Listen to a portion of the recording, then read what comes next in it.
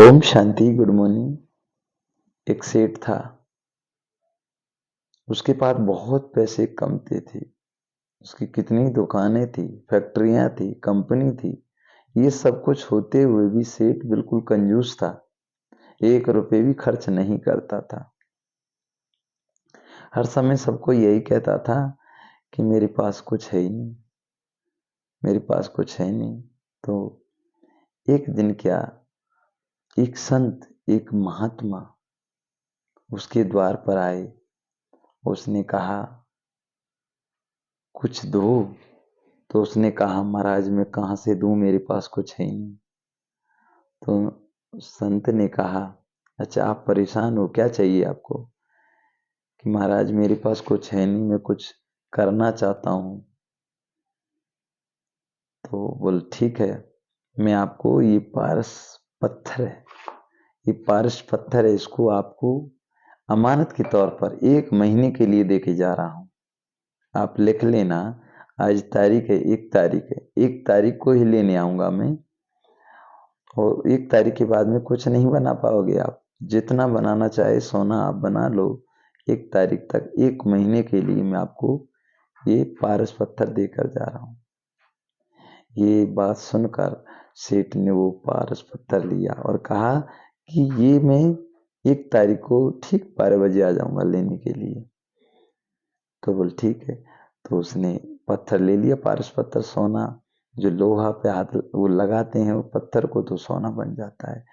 तो बहुत खुश हुआ सेठ और एकदम से कहा महाराज 1 महीना तो बहुत है, और मैं कितना ही मकान वगैरह सब कुछ सोने का बना सकता हूँ।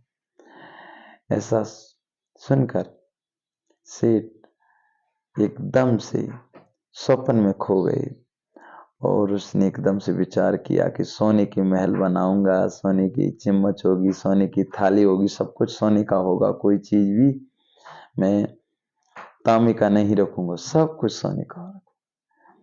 तो उसने अपने मंत्री को बुलाया और कहा मंत्री जाओ फैक्ट्री में देख के आओ लोहे का भाव क्या है।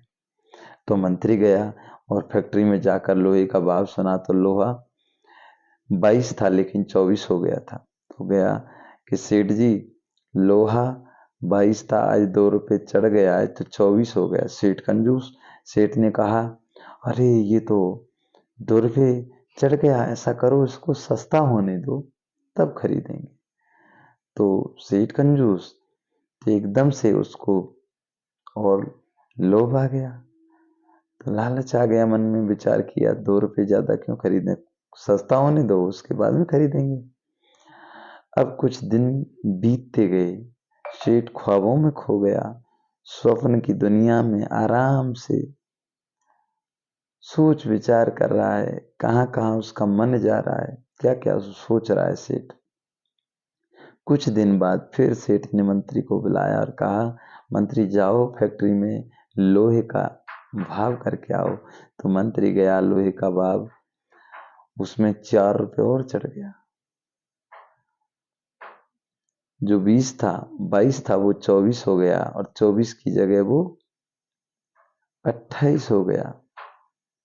तो जब जाके बताया तो मंत्री और ज्यादा कंजूस, क्योंकि उनकी सेठ के साथ रह रहा। तो मंत्री ने कहा महाराज 4 रुपए चढ़ गए हैं, इतना रुपए महंगा सोना है, अभी मत खरीदो, उतर जाने दो, सस्ता होने दो। तो सेठ ने कहा हाँ मंत्री, बहुत बढ़िया बात सर, सलाह की बात दी, सुनाई मुझे, अच्छा है, अभी लोहे को उतरने दो। अब दिन बीतते गए, दिन बीतते गए, तीसरी बार फिर मंत्री को बुलाया और मंत्री को कहा जाओ लोहे का भाव पूछ के आओ, और लोहे का भाव पहुंच गया 40 रुपए किलो हो गया। और जब कहा कि महाराज लोहे का भाव 40 है, तो सेठ ने कहा बहुत रुपए चढ़ता जा रहा है, ऐसा करो कम होने दो तब खरीदेंगे। दिन बीतते गए, सेठ आराम से स्वप्नों में खो गया और वो भूल गया कि मेरे पास कुछ चीज है।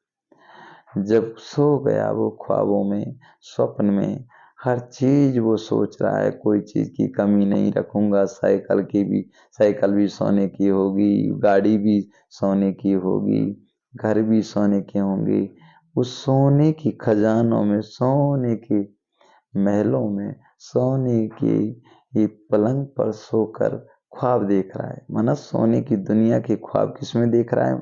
स्वप्न में देख रहा है वो। और जैसे ही एक तारीख हुई और वो संत महात्मा आए और उसने खटखट, महात्मा जी ने खटखट दरवाजा बजाया, पूछा कौन हो? कि सेठ जी दरवाजा खोलिए। दरवाजा खोला तो संत महात्मा खड़े थे। उन्होंने कहा महाराज, तो बोले मैंने आपको जो अमानत के तौर पर जो कुछ दिया था आपको पत्थर, वो पत्थर मुझे लौटा दो। तो एकदम से जब ये सुना तो देखा अरे 1 तारीख हो गई है। तो उसने कहा मंत्री जल्दी से जा, जो लोहे का सामान है वो जल्दी बिटोर के ले आ। तो मंत्री जल्दी जल्दी गया, लोहे के चिमटा फोकना क्या क्या लोहे के सामान बीन के लाया और कहा कि जल्दी से हम इसे सोना का बना लेते हैं। लेकिन संत महात्मा जी ने कहा कि अब कुछ नहीं कर सकते आप। 1 महीने में आपने नहीं बनाया तो अब क्या बना सकते हो? नहीं, अब इसमें आप कुछ भी नहीं कर सकते हो। अब इस पत्थर को मैं वापस ले जा रहा हूं। तो सेठ को अपने आप पर बहुत ज्यादा वो हो रहा था, पश्चाताप। मना वो एकदम से फीलिंग ऐसा कर रहा था, वो उसको बहुत पश्चाताप हो रहा था, पछता रहा था कि मैंने कितने बड़े अनमोल जो पारस पत्थर वो मेरे हाथ में था, लेकिन मैं लोहे को सोना नहीं बनाया पाया। कुछ भी मैंने उपयोग नहीं किया, अपने चिमटा फूकना तक मैंने सोने के नहीं बनाए। एकदम वो पछताने लगा।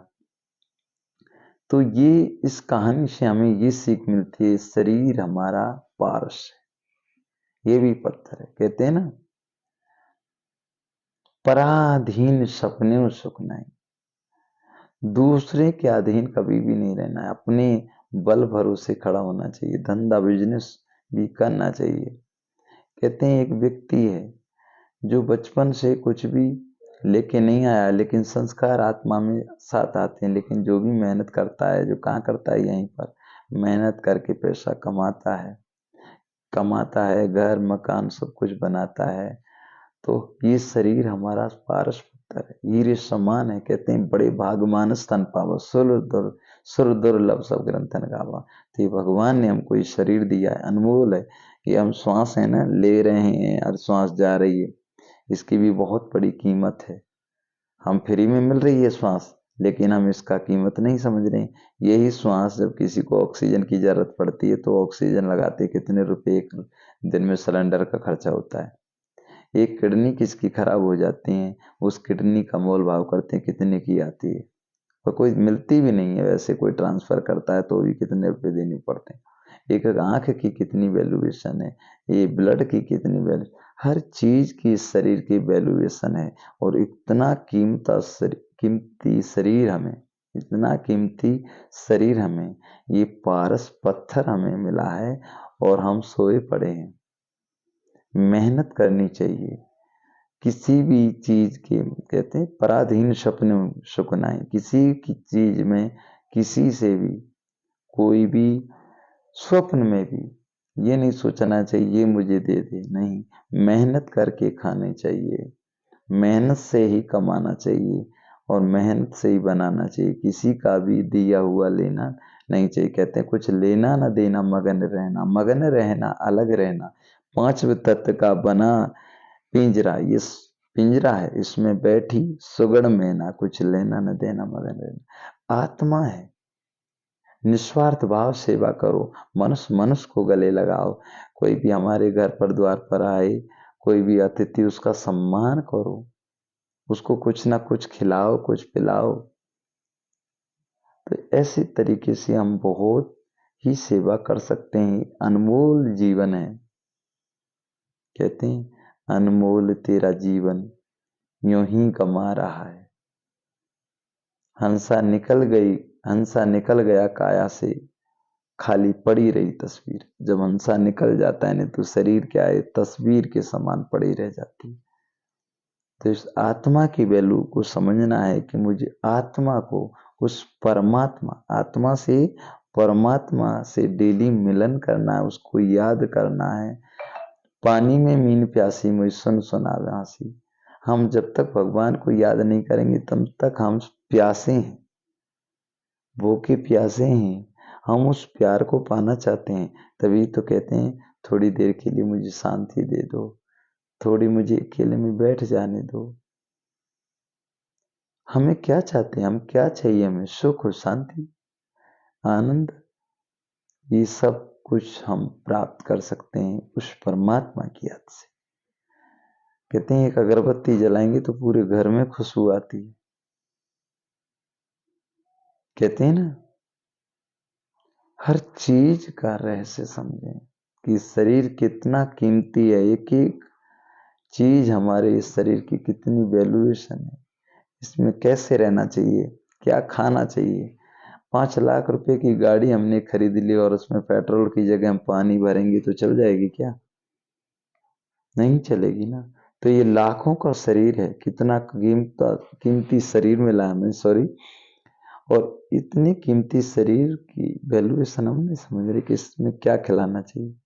सुबह खड़े होके हमको अमृत वेला करना चाहिए, बाबा की मुरली सुननी चाहिए, नुमासाम योग करना चाहिए, एक्सरसाइज करना चाहिए। सुबह अमृत वेले में क्या है, सुबह सुबह की हवा, इस शरीर में जो बीमारी उनसे लड़ने की से ताकत मिलती है हवा से। सुबह की, सुबह सुबह बड़े बड़े साधु संत भी सुबह सुबह जाग जाते हैं, देवी देवताएं भी जागते हैं, भ्रमण करते हैं, भगवान भी जागते हैं, वो स्वयं हम सभी को वरदान देते हैं। इसलिए अमृत वेला जागना चाहिए, योग करना चाहिए, एक्सरसाइज करना चाहिए, व्यायाम करना चाहिए, मुरली सुनना चाहिए, ज्ञान सुन, अच्छे अच्छे धार्मिक गाने बाबा के सुनने चाहिए।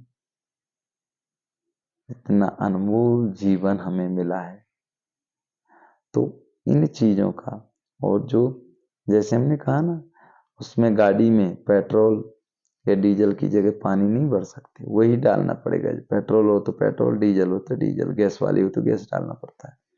ऐसे ही ये कीमती शरीर, इसमें मांसाहारी भोजन, शराब, बीड़ी, गुटखा, जयंती, इसका सेवन नहीं करें। जियो और जीने दो। कभी भी मांसाहारी भोजन खाना नहीं चाहिए, क्योंकि शरीर हमारा मंदिर है और मंदिर में हम कोई चीज नहीं ले जाते, इसीलिए इन चीजों का त्याग करना चाहिए। आत्मा पुजारी है और शरीर मंदिर है। हर चीज एक एक को समझना है, एक एक चीज को समझना है, क्या खाना है क्या नहीं खाना है। सभी से निस्वार्थ भाव सेवा करनी है और शिव बाबा की मुरली निरंतर सुननी है। निरंतर माना बार बार सुननी है, मनन चिंतन अंदर करना चाहिए बाबा की मुरली का। सोचिए इतना ऊंचा ज्ञान मिला है और फिर हम कह रहे हैं हम क्या करें। ये पारस पत्थर ये शरीर मिला, इससे मेहनत करो, जितना है जितना मेहनत करो। आप कुछ भी बन सकते हो, कुछ भी प्राप्त कर सकते हो। अच्छा, ओम शांति। तो इसे YouTube चैनल को लाइक व शेयर अवश्य करें, ताकि और भी अच्छी अच्छी वीडियो आप सभी के सामने ऐसे ही ला सकें। तो आज की कहानी से हमने यही समझा, ये शरीर हमारा पारस पत्थर है, ये भगवान का दी हुई अमानत है। ये शरीर कभी भी, इस शरीर को भगवान हमसे मांग सकता है, ले सकता है, इसको खाली करना ही पड़ेगा इस मकान को। तो सोचिए, भगवान ने ये शरीर दिया है, श्वासों की कीमतें आ रही जा रही, और हम उसकी वैल्यूएशन नहीं समझ रहे। हम जो चाहे वो खा रहे हैं, पी रहे हैं, किसी का अपमान कर रहे हैं। ये सभी नहीं करना है, उस परमात्मा को याद करना है। और कमाओ खाओ, किसी के भी अधीन नहीं रहना है। कमाओ खुद दे के चलो, लेना नहीं। अच्छा, ओम शांति।